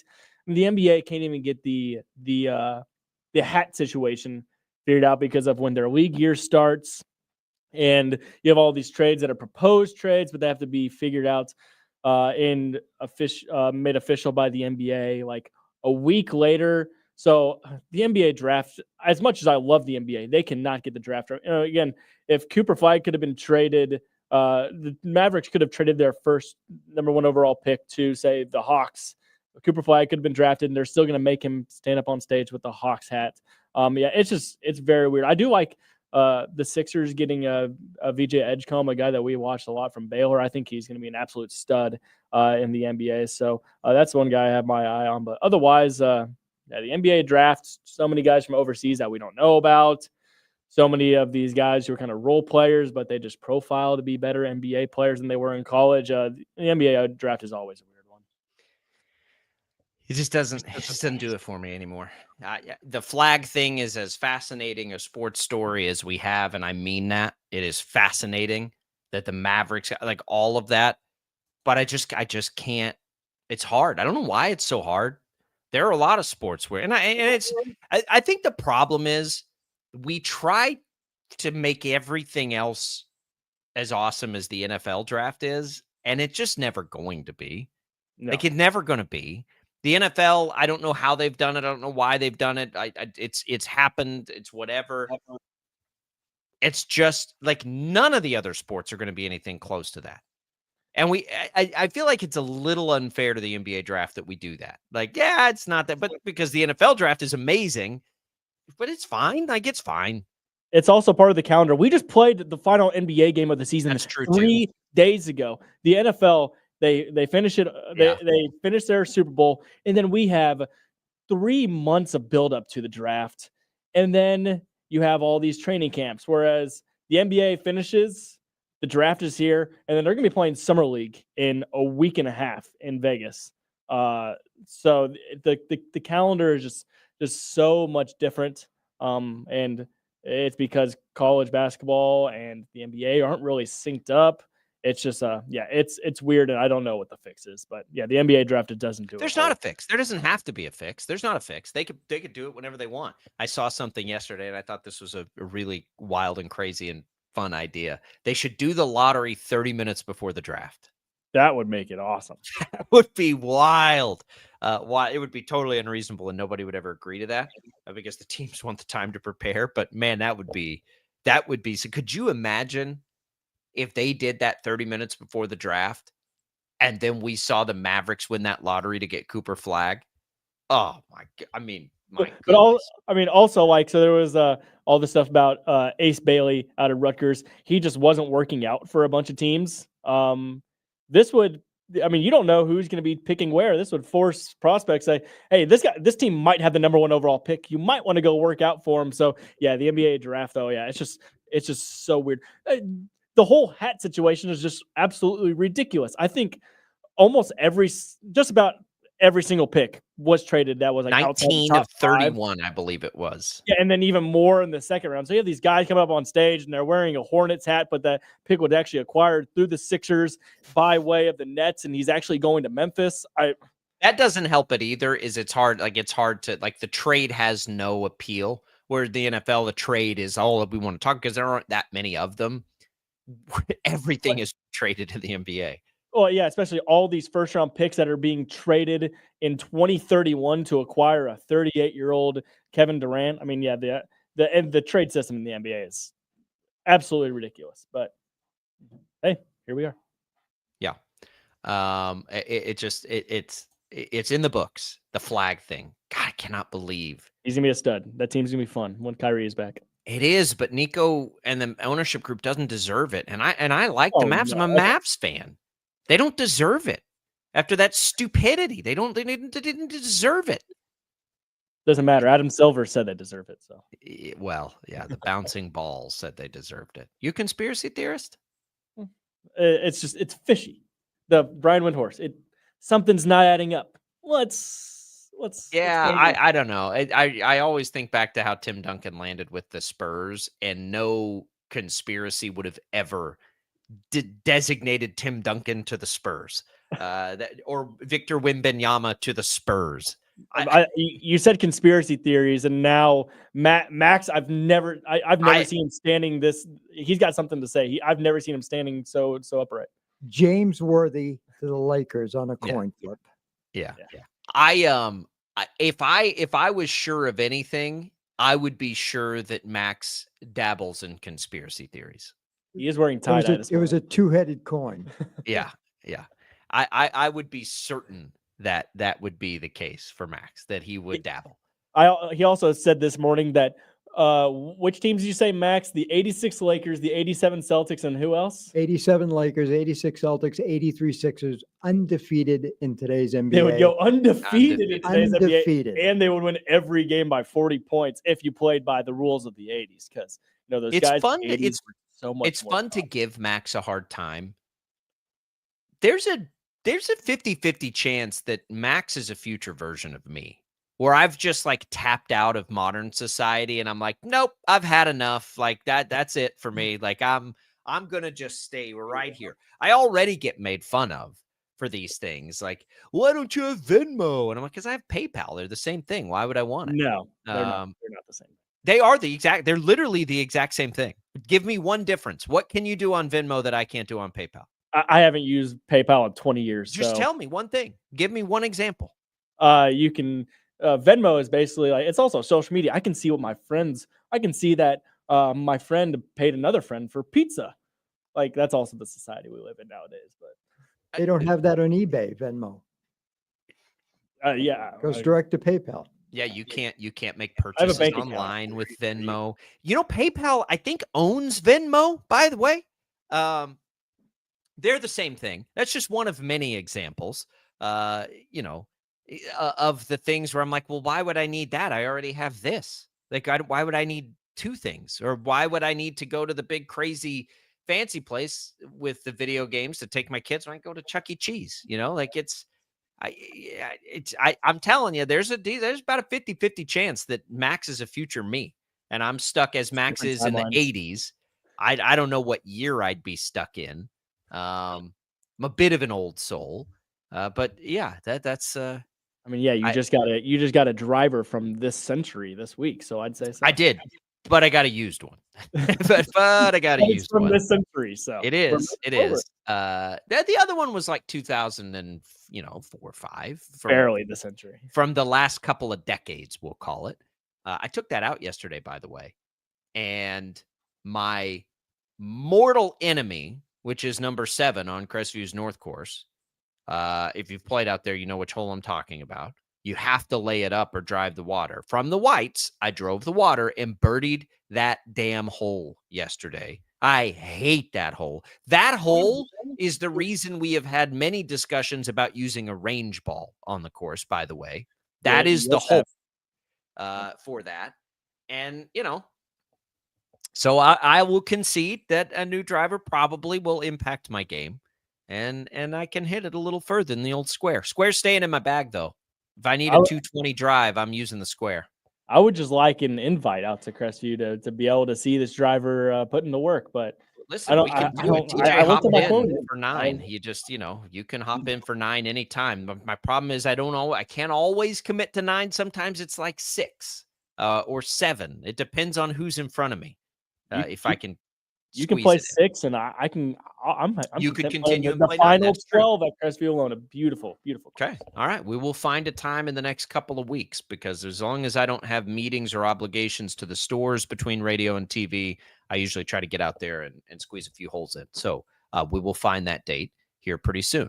Any housekeeping here for me? We've got our giveaways. Let's give away some HTO right now. If you want to win a free cup of iced tea, you can do that by texting the keyword tea to the short code 20357. That's the number there. It'll get you a free cup of tea, more than 25 flavors. That'll be good for either East Wichita, West Wichita, or in Derby. And you can even try that new cherry iced tea, sweet cherry. You can try them all if you go inside. But that'll be good for a text contest. I think that takes care of the business end of things today. Don't forget our Crestview giveaway. That's golf to the number 20357. Yeah, that's it. That is the housekeeping. So then, Brandon, real quick here. Royals begin that series with the Dodgers. You talked about it just briefly there on the other side of the break. The Dodgers are really good, obviously. They're going to catch Shohei, but they're going to catch Shohei for an inning or two, probably. I'd be far more concerned of him as a hitter than I would be as a pitcher right now. But, they're if you're going to face the Dodgers, they're catching the piece of their shaky rotation that you want to catch here. Opportunities there, but they haven't hit anybody, so I don't even know that matters. I don't know if there's any part of any rotation that the Royals would want to face right now. Maybe like the Tulsa Drillers, you'd feel more. Bradley and Boz just went 15 scoreless innings. Those dudes had ERAs close to 6 this year against. Taj Bradley didn't make it out of the second inning in his last start, and he took a perfect game into the 6th against the Royals. That tells you all you need to know about this state of the Royals. But yeah, then we're finishing up. Another big shout out to Ian Premer out of Great Bend, 4-star going to Notre Dame. He picks them over KU, K-State, Michigan, and so yeah, big time talent out of Great Bend. And we still have a whole senior year we get to watch of him. So, and then the Wichita Sports Banquet was last night. A lot of cool honorees. I don't see anything up on KWCH or catchkansas.com, but there will be stuff up on there. Well, Catchy Kansas has our own Catchy Awards. I've always said that's always hard event for us. Like the Buster Posey piece of that is cool, but like the Catchy Kansas has its own high school award. Yeah, go vote for that right now. So go vote for the Catchies if you're wanting to. I assume Ian Premer is a candidate as the best football player from a year ago. Maybe best multi-sport, but besides yeah, we try to. The goal is to feature as many kids as we can. Yeah, so usually if you're multi-sport, we'll come back. We'll wrap it up. Put a bow on this Friday edition. Don't go away. More Sports Daily right after this.